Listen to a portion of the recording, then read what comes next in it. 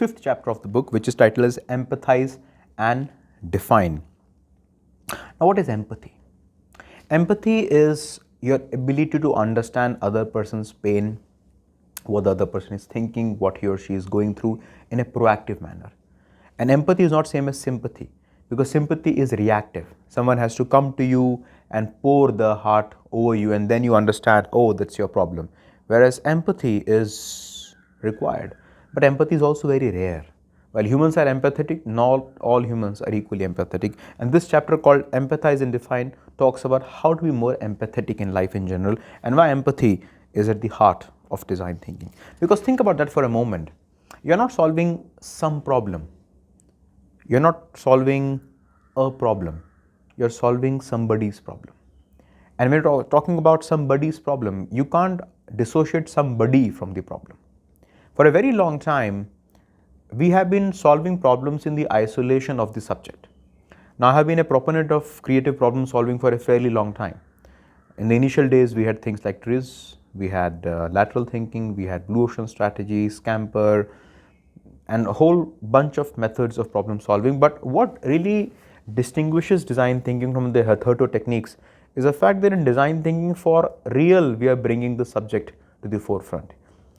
If I have to innovate this pen, for example, I'm not really bothered so much about the color, the texture, about the pen, the manufacturability, the cost, the serviceability. But one of the very important features would be, how does a pen feel in somebody's hand?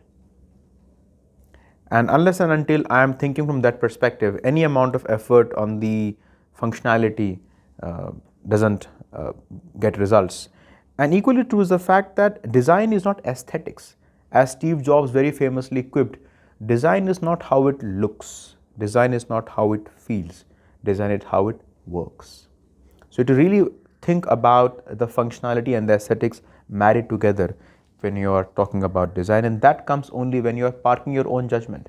If you are totally absorbed by what you want as a manufacturer, what you want as a producer or as a problem solver, the focus or the spotlight is on you. Whereas in design thinking, the spotlight is actually on your audience, on your customers. Now, why do we need to empathize? And are traditional ways of market research falling short? The answer is yes. Now think about that for a moment, that I commission a research report and I hire a market research agency, and they do a fantastic job and they come back to me with the bell curve. And there are two outliers who are not necessarily fitting the bell curve.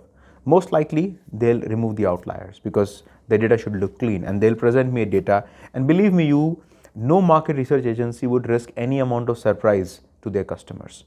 They would precisely want to tell what a customer wants to hear. And as a result, most innovations are incremental in nature. And that's why the startups knock out the incumbents, because startups emerge on the interstices of markets which incumbents have left behind. An incumbent can't sweep the entire market. So they always leave those small gaps in the market. And these gaps are the Normandy post where startups can really spring into the enterprises of tomorrow. So traditional market research is broken because it tells you what exactly you want to know. They frame the question in which they anticipate the answer. So instead of asking the question, how do you feel? They ask the question, how do you use a washing machine?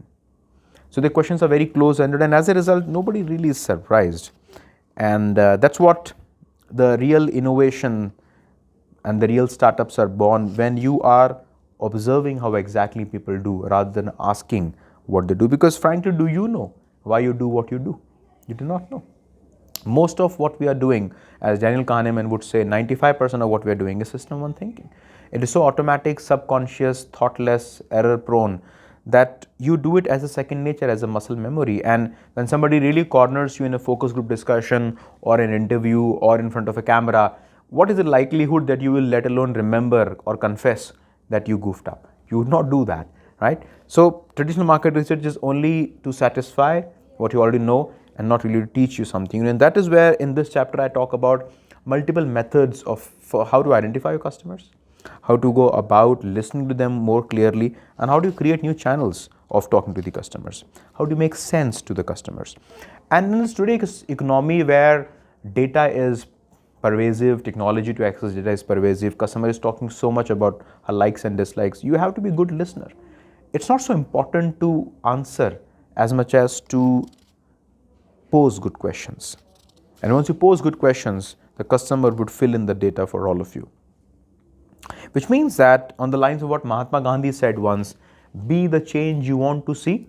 In design thinking, we say, be the customer you want to serve. You are the customer. And that is where the whole rich history of anthropology and ethnography comes in. Suppose I'm an anthropologist and I want to study cannibalism in the jungles of Amazon. Now, how do I understand that? I can't float a market research. I can go with my camera crew and see it. I need to be them. I need to be the subject. So the object and the subject becomes one. I need to maybe become a cannibal myself. And then I'll understand the logic behind why the customer is behaving this way. And that's the reason why perhaps many multinationals who have come to India with deep pockets and high aspirations have failed. It's because they want to steamroll the Indian market with the same philosophies as they have had in the Western world. But India is a unique market. So instead of teaching, it might be useful to learn new stuff. And that's where you need to really be the customer that you wish to serve. And a great example that we have in India of an organization which has really morphed itself to suit the customer's demand is Royal Enfield. Now, there was a time when Royal Enfield was almost on the verge of bankruptcy. For the uninitiated, Royal Enfield is the oldest bike making company which is still in production. It was a British company which was eventually sold to an Indian outfit, and now it became part of Mr. Lal's group, which is Eicher. And Royal Enfield's stock prices zoomed. I remember in 2003 or so, the stock prices were a meager $300. And by the turn of the 2020s, it almost went to about 35,000 rupees. From 300 rupees to 35,000 rupees per share is non-trivial. And today the company is producing close to 1 million bikes per year in their factories in down south. And all because of their listening to the customers. So Royal Enfield is not a story of trying to come up with some very clever products, because they can't really touch the product so much. Product has a signature to it. But if you look at Siddharth Lal, who was till about recently the CEO of Royal Enfield, every single bike that the company designed, the first guy to go on the test ride was Mr. Siddharth Lal. It was Himalayan 411, which it took all the way down to Leh, Ladakh and Himalaya to really understand that how, instead of dominating the train, how does you blend with the terrain, and how does the bike become the mountain. And that's where Himalayan was a runaway success.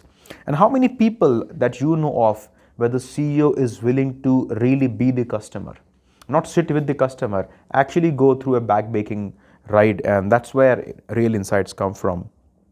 And wherever possible, you use technology. Now, I'm not a big fan of technology, because I think whenever we use technology, we are killing some part of us in some sort of a substitution. And I always believe that while we are trying to make machines more like humans, in the pursuit, humans are becoming more like machines. So you need to be very judgmental in using technology. And you can use a lot of technologies like A/B test, real-time experience tracking, eyeball tracking and things of that sorts, which means that you can triangulate. You can triangulate with what data is saying, what your intuition is saying, what your customer is saying, and yet the real merit is in coming up with actionable insights. So you should not be really confusing insights with ideas, because we often think that innovation starts with an idea. No, innovation doesn't start with an idea. Innovation starts with an insight. And what is an insight? Insight is a reason why somebody behaves in a particular manner. That is called insight. Okay? And from insight, you get reasoning, and possibly the way people behave could just be changed. So, a good starting point for you to understand is the job to be done. So remember, the customer doesn't want a quarter-inch hole in the wall. Now, if a customer walks up to you saying that I need a quarter-inch hole in the wall, you may be all the more eager to give her a drilling machine. And you may even argue that why not give her a pink drilling machine because it's a lady. But no, pause for a moment. Why does she want a hole in the wall? To hang a painting. Why does she want to hang a painting? To make the wall look beautiful. Voila. So the objective is not a quarter-inch hole. The objective is to make the wall look beautiful. And can I make the wall look beautiful without a hole? Of course. If I'm Asian Paints, I want to paint the wall. If I'm LG, I want to put low-cost screens. If I'm 3M, I want to put wallpaper. If I am, say, Saint Gobain, I want to put glasses. So you see, all of these are different industries trying to address the same need. And that is where the empathy is. And it can only happen when you're willing to park your own judgment. Now, when I talk about design thinking, people often construe it as a method of customer centricity. It's not a method of customer centricity, it's a method of human centricity. By focusing too narrowly on your paying customers, you might be perhaps missing out on a whole host of other important people, including your employees, your suppliers, your community that you are living in, which might jeopardize your customer centric efforts. And a very good example of why customer centricity starts with employee centricity is Tata Group. Now, one of the biggest reasons why Tata Group is one of the most revered organizations in this country and maybe in different parts of the world is because they have always put the community and the employees' interest before the customer's interest. And the most telling example is the 26/11 attack on Hotel Taj Mahal in Bombay, where close to 1,500 guests were rescued during the siege, and 15 people who were the employees of Taj Group of Hotels had to pay the price of their life. I bet you, give me another example where employees have paid the price of their life for customer centricity. And it is non-trivial, because what HR policies, what hiring mechanisms, what compensation structure can justify people laying their own life without arms, without any kind of a training for the sake of their customers? And that is where I think by focusing too narrowly on the customer, you are perhaps missing out the big picture. And the most customer-centric organizations in the world are firstly employee-centric. The critical thing is empathy is not an art. Now, when I use the word empathy, you may misconstrue me saying that, oh, I'm not born empathetic. Well, if you are a human, you are empathetic. Maybe you're not practicing empathy. And I would even want to reduce empathy to a science. Now, listen to this carefully. A science perfected becomes art. If you really practice any art, if you're trying to learn a musical instrument, what your master does to you is that he or she breaks down that art form into smaller components. You're strumming, you are humming, you are changing the chords, you are playing the leads, and suddenly when all these things come together, it becomes art. So science perfected becomes art, and art perfected becomes magic. And once you are a magician, you are nothing but an artist. Your art is so refined that people construe it as almost of magical qualities. And that is where engineering is the starting point of empathy. You can engineer empathy to be more empathetic, and to an extent when people start thinking that perhaps you are indeed empathetic. And that is where empathy can be engineered in the sense that if I really break down empathy, the founding element of empathy is compassion. Am I being compassionate about people around me? So I wrap this chapter up with some very useful, very powerful methods of how do you develop empathy. The first is called problem exploration using mind mapping. And throughout the book, I have taken this example of a first-time car buyer. Now, suppose you're a car dealer and you want to convince a first-time car buyer to buy a brand of your own OEM, and of course from your own outlet. How do you go about understanding the customer needs? So we have this problem exploration mind map. We have the stakeholder map, where we talk about the different stakeholders and how we can work with these stakeholders to sort of understand their needs. The stakeholders could be the family members, the RTO, the OEM, the manufacturing assemblage, etc.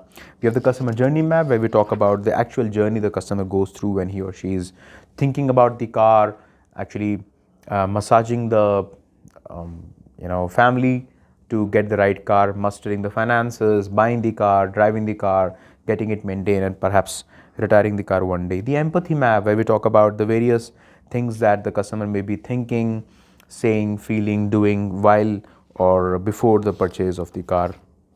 And finally, when we look at the problem, we have to also prioritize, and where we talk about three things, which is not every problem is worth solving, not every problem can be solved, and the fact that a problem fully understood is half solved. So in summary, when you have really gone ahead and understood the problem, it is very critical to define it very sharply.